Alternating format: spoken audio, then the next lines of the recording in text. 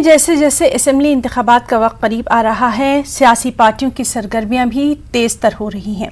मायावती ने आज press conference की और इस प्रेस कॉन्फ्रेंस में मायावती ने कांग्रेस पर जमकर तनकीद की, कांग्रेस को आड़े हाथों लिया। मायावती ने रास्तौर पर इल्जाम लगा दिया कि कांग्रेस पैसे लेकर टिकट देती है। मायावती ने यहां तक कह दिया कि रैलियों में भीड़ इकट्ठा करने के लिए भी कांग्रेस की तरफ से पैसे तकसीम किए जाते हैं।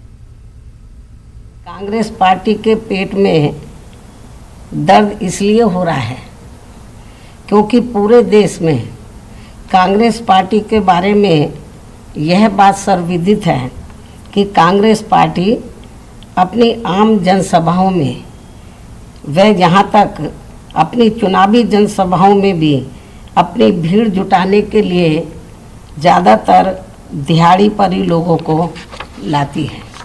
अर्थात जिस दिन कांग्रेस पार्टी की कोई रैली आदि होती है तो फिर खासकर दिहाड़ी में कार्य करने वाले मजदूर लोग बहुत खुश होते हैं और वे कहते हैं कि हमें आज काम नहीं करना पड़ेगा, बल्कि कांग्रेस पार्टी की रैली में जाने के लिए बिना कार्य किए ही आज उन्हें ज़्यादा दिहाड़ी मिल जाएगी, ऐसा वो कहते हैं, तथा बढ़िया बढ़िया खाना भी मिलेगा।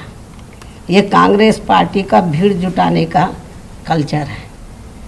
इससे समझा जा सकता है कि देश में आज कांग्रेस पार्टी के जनाधार की कितनी बुरी हालत है।